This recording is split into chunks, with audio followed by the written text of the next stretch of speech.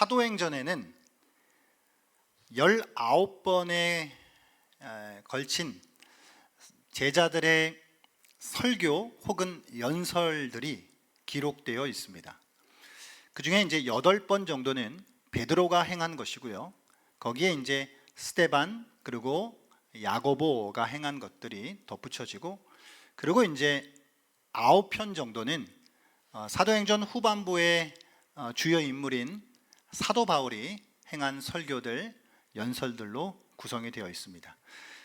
그러니까 사실은 사도행전 안에 많은 설교들과 연설들이 이렇게 기록이 되어 있다는 것이죠. 그런 측면에서 생각해 보면 사도행전이라는 이름도, 사도들의 행한 기록이라고 하는 이 이름도 어떤 면에서는 사도들의 설교집이다라고 부를 수도 있을 법합니다. 베드로는 이제 11 사도들의 동의하에 마이크를 잡죠. 그리고 현재 예루살렘에서 사는 사람들에게 그들이 목도하고 있는 일에 대하여서 설명을 하기 시작합니다. 오늘 본문에 기록된 내용이 베드로 설교의 전체 내용은 아닐 거예요. 아마도 이거보다 훨씬 길었을 텐데 누가가 이 설교를 듣고 요약한 요약본으로 보면 좋겠습니다. 먼저 베드로는 설교를 시작하면서 지금 제자들이 술에 취한 것이 아니다 라고 하는 것을 해명하는 것으로부터 시작하고 있죠. 그러니까 지금 눈앞에서 예루살렘 그곳에서 펼쳐지고 있는, 이게 말로 설명이 안 되는 신기하고 진기한 일들이 벌어지고 있는데, 그래서 어떤 사람들은 그 일을 보고 야, 저 인간들 술 취했구나 라고 조롱하는 사람들도 있었단 말이에요. 근데 그 일에, 그들의 조롱에 대하여서 지금 술 취한 게 아니야. 왜냐하면 지금 시간이 삼시라고 해요. 때가 제3시니 그래요. 이 3시는 우리 시간으로 9시, 아침 9시. 아침 9시면 유대인들에게 있어서는 전통적으로 성전에서 아침 제사를 드리고, 또 그들이 최소한 하루에 3번 정도 기도하는 시간을 가졌는데 아마 그 첫 번째 기도하는 시간이 아마 그때쯤이었을 거예요. 그러니까 누가 아침부터 이렇게 술이 취하냐, 이게 말이 안 되지 않느냐. 그래서 당신들이 생각하는 것처럼 이건 지금 이 사람들이 뭐 미쳤거나 술에 취했거나 그래서 벌어지는 일이 아니다라고 하는 것을 해명하는 것으로부터 이제 시작하는데요. 사실은 좀 우리가 바꿔 생각하면 진짜 누가 술에 취한 걸까? 그 사람들을, 제자들을 향해서 조롱하고 있는, 술 취했다라고 그들을 비난하고 있는 그렇게 말한 사람들이 술 취한 것은 아닐까? 오히려 세상에 취했고 또한 헛된 꿈에 취해 있음으로 말미암아 눈앞에 펼쳐지는 일들을 똑바로 보지 못하는 그들이 취한 자들이 아닐까라는 생각이 듭니다. 이제 베드로는 강단에 올라 예루살렘에 모여있는 사람들이 지켜본 그 신기하고 놀라운 일들, 그 일들이 모두가 하나님께서 예정하신 일이다. 그 하나님의 계획하에서 벌어지고 있는 하나님의 역사하심이다 라고 하는 것을 증거하고 있습니다. 오늘 우리는 그 오순절에 행해진 베드로 사도의 설교를 통해서 십자가에서 죽으시고 부활하시고, 그리고 하나님 보좌 우편에 앉으셨으며 또한 약속하신 성령을 보내주심으로 말미암아 이 땅의 진정한 주요 그리스도가 되신 그 예수님을 보게 될 것입니다. 여러분, 우리가 믿고 붙들어야 하는 것은 이거예요. 아니, 사실은 이것밖에 없습니다. 이것 외에 다른 모든 것은 허망한 것입니다. 그래서 베드로는 성령의 강림을 통해 새 시대가 시작된 그 중요한 시점에 그곳에 모인 이들을 향하여서 첫 번째로 선포하는 그 설교 메시지를 이렇게, 이 메시지로 선포하고 있다는 것이죠. 다른 무엇보다 중요하고 우선되는 메시지가 바로 그것이었기 때문이에요. 오늘 우리는 이 말씀을 함께 나눔으로 우리 또한 예수가 주와 그리스도 되심을 더욱 믿고 또한 그것을 붙들며 우리도 함께 그것을 선포하고 증거하는 자들로 나아갈 수 있는 은혜가 있기를 주의 이름으로 간절히 소망하며 축복합니다. 오늘 베드로 사도의 설교를 이제 우리가 한번 들여다보면은 베드로가 구약 성경 본문을 인용하고 있는 것을 보게 됩니다. 베드로는 많은 예언자들이 있지만 그 중에 두 사람의 말씀을 인용을 이제 해요. 그게 누구냐면 요엘과 그리고 다윗입니다. 그래서 이제 요엘 선지자의 예언의 말씀은 요엘 성경 2장 28절 이하의 말씀, 이거 좀 찬양으로 유명한 그 구절인데요. 마지막 날이라고 하는 찬양, 젊은이들에게 뭐 환상과 예언과 뭐 꿈을 꾸게 한다는 그 찬양의 근거가 되는 구절이죠. 그 요엘 말씀, 그리고 다윗에 대하여 다윗의 말씀을 이제 인용하는데요. 다윗은 시편에 기록되어 있는 말씀을 인용합니다. 하나는 시편 16편 8절 이하에 있는 말씀이고요. 다른 하나는 시편 110편 1절 이하에 있는 말씀을 인용하고 있어요. 그러니까 베드로가 지금 그의 설교에서 구약 성경을 세 토막을 이제 인용해서 사용하고 있는 것을 보게 되는데, 하나는 요엘 말씀, 다른 하나는 다윗의 시편 16편, 다른 하나는 다윗의 시편 110편, 이 말씀을 인용하고 있다는 것이죠. 자, 베드로가 많고 많은 선지자들 중에, 예언자들 중에, 구약의 인물들 중에서 왜 그러면 하필 요엘과 다윗을 인용했을까라고 하는 이유는 자명해요. 이건 요엘은 지금 그들이 목격하고 있는 성령 강림을 예언했기 때문이고요. 또한 다윗은 예수의 죽으심과 부활하심을 예언하고 있기 때문이에요. 또한 예수가 하나님 보좌 우편에 앉아 계셔서 성령을 보내주셨다라고 하는 것들을 예언하고 있기 때문이죠. 자, 핵심은 그렇습니다. 지금 그들이 경험하고 있는 이 일들, 이게 설명이 안 되는, 그들이 납득이 잘 안 되는, 뭐랄까 이해가 잘 안 되는 그 일들, 이거는 뭐 어찌됐든 간에 이것은 누구도 부인할 수 없는 사실이라고요. 누구도 부인할 수 없는 실화예요. 실화, 팩트. 그것도 아주 오래전부터 계획된 실제 사실들이다라고 하는 말을 하고 있는 거예요. 그러니까 베드로의 설교의 전체 핵심은 지금 당신들의 눈앞에서 펼쳐지고 있는 그 일이 영원전부터 하나님의 계획 안에서, 예정 안에서 이루어지는 일이고, 그것이 천년 전 자그마치 다윗의 입술을 통해, 요엘 선지자의 입술을 통해 미리 예언된 내용들이 지금 성취되어지고 있는 것이다. 그 이야기를 하고 싶었던 것이죠. 자, 여러분, 그것을 오늘 23절에서 이렇게 말씀하고 있는데요. 오늘 본문 23절 한번 말씀 같이 한번 읽어보겠습니다. 시작. 그가 하나님께서 정하신 뜻과 미리 아신 대로 내준 바 되었거늘 너희가 법 없는 자들의 손을 빌려 못 박아 죽였으나. 아멘. 하나님이 정하셨다고요. 하나님이 계획하셨다고요. 그래서 예수가 사람들의 손에 넘겨졌다고요. 유대인과 그리고 그들이 위탁한 로마인들의 무력과 그리고 그들의 무법에 의하여서 죽으신 그 예수에 관한 모든 실제 사건은 사실 하나님께서 정하신 일이었다라고 하는 말을 하고 있는 겁니다. 자, 여러분, 이게 이제 오늘 골자인데요. 미리 정하고 계획된 일이에요. 어떤 일이요? 예수가 죽고 다시 사시고 하나님 보좌 우편에 앉으시고 성령을 보내주시는 것이요. 그런데 우리가 여기서 한 가지만 짚고 넘어가야 될 것은, 이 모든 일이 하나님의 영원 전부터의 계획과 예정 속에 있다 하여서, 자, 그를, 예수를 무력으로, 폭력으로, 무법에 의하여서 십자가에 달려 죽게 한 그들의 죄가 없어지는 것은 아니에요.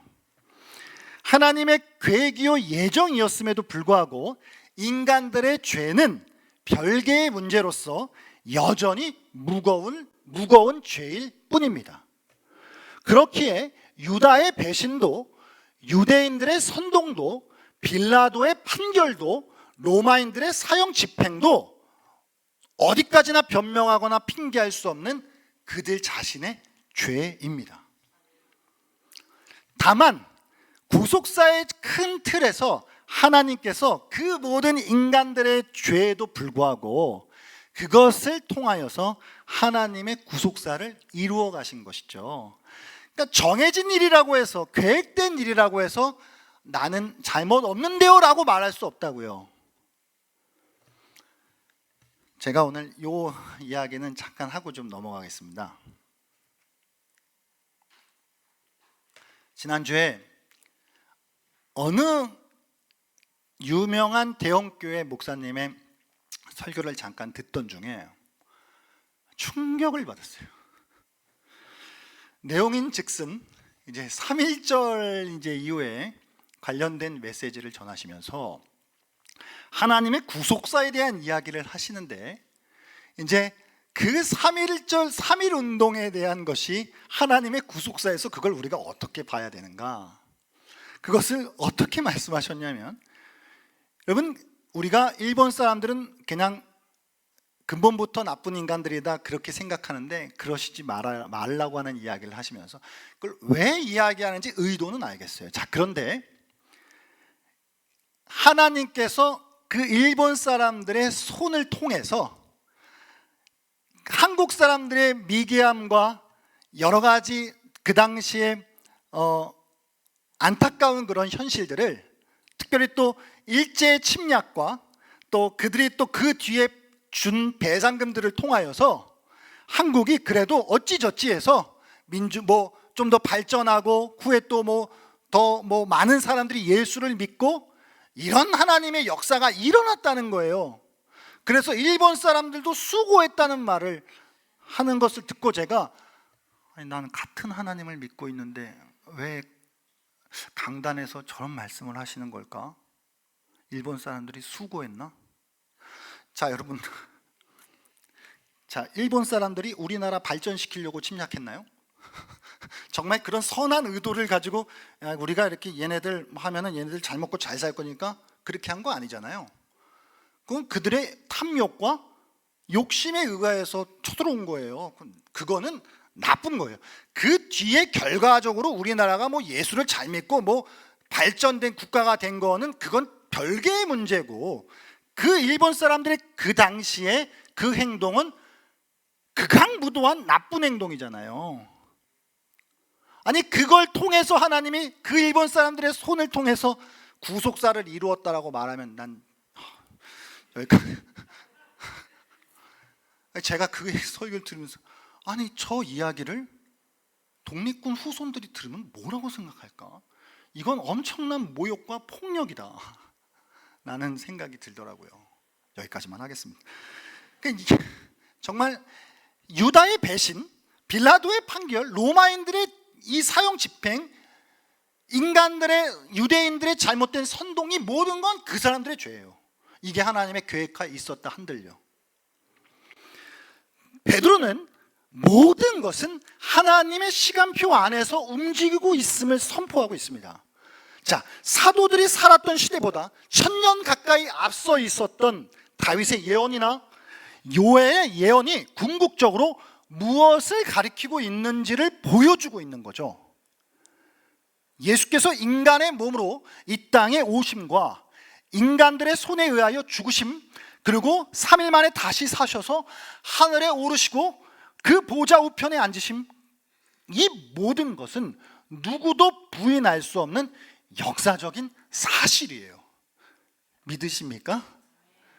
이거는 여러분, 죄송합니다, 여러분이 정말 표현이, 여러분이 믿거나 말거나 사실이에요. 그래서 32절 하반절에 베드로의 일행들은 이렇게 이야기하고 있습니다. 32절 한번 띄워봐 주시겠습니까? 우리가 다 이 일의 증인이로다. 이 죽으심과 부활하심과 성령의 강림의 이 모든 사건을 그들이 목도했다고요. 그래서 그들이 증인이라고요. 이건 누가 아니라고 해서 아닌 일이 되는 것이 아니라고요.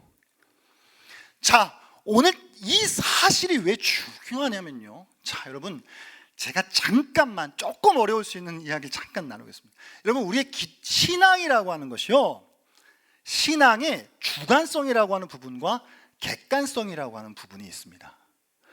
자, 주관성이라고 하는 건 예를 들면 이런 거죠. 여러분, 정치학에서는, 자, 정치에서는 이런 말들이 통용돼요. 자, 실제 벌어진 사실보다 사람들이 그걸 어떻게 인식하느냐가 더 중요하다는 말을 해요. 그러니까 그게 진짜로 어떤 일인지보다 사람들이 그걸 어떻게 보고 있느냐가 중요하다는 말을 한다고요. 정치공학에서는. 자, 여러분, 심리학에서는요, 자, 제가 공감을 이야기할 때에 제가 저희 아내한테 구박받는 거잖아요. 아니, 왜 자꾸 사실을 따지고 드냐는 거예요. 내 감정을 알아달라고 말하는 거 아니냐는 거예요. 제가 아직도 잘 고쳐지지 않는. 자, 심리학에서는 사실보다 감정이 중요해요. 자, 정치는 사실보다 인식이 중요하다면 심리학에서는 사실보다 감정이 중요해요. 다 좋아요. 그거는 정치학이나 심리학에서는 가능해요. 그런데 우리가 믿는 기독교 신앙은 그렇지 않아요. 여러분, 그 현대 종교는 어떤 특징을 갖고 있냐면 이 주관적인 특징을 갖고 있어요. 다원주의 시대를 살아가고 있는 저와 여러분에게 절대적인 진리가 없다고 말해요, 세상은.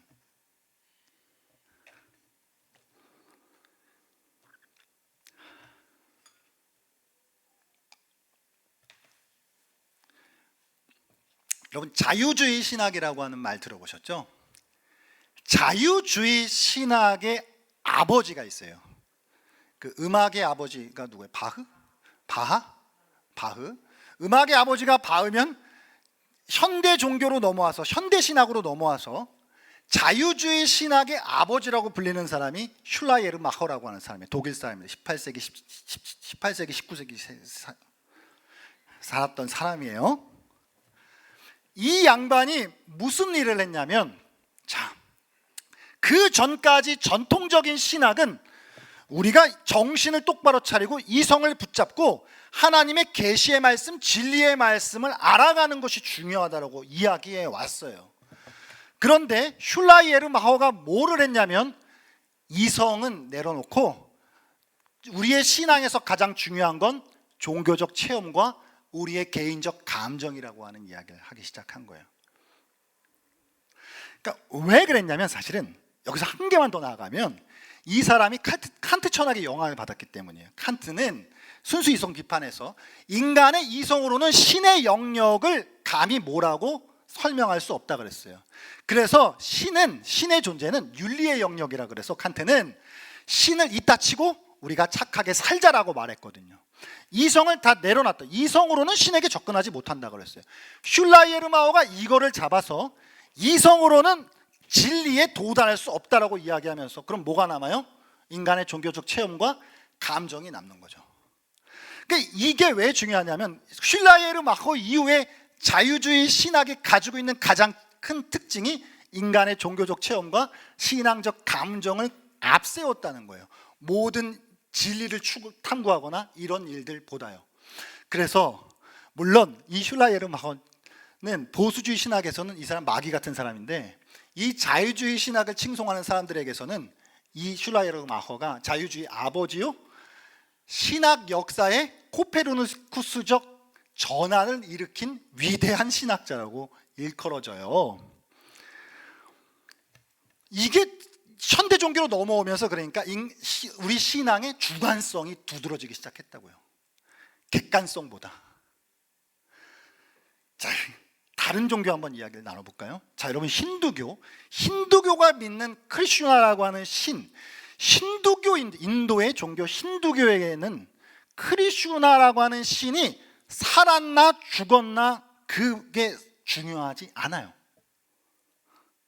자, 여러분, 불교는요, 어느 불교의 저명한 신학자는 이렇게 주장합니다. 붓다는 가상의 인물이다라고요.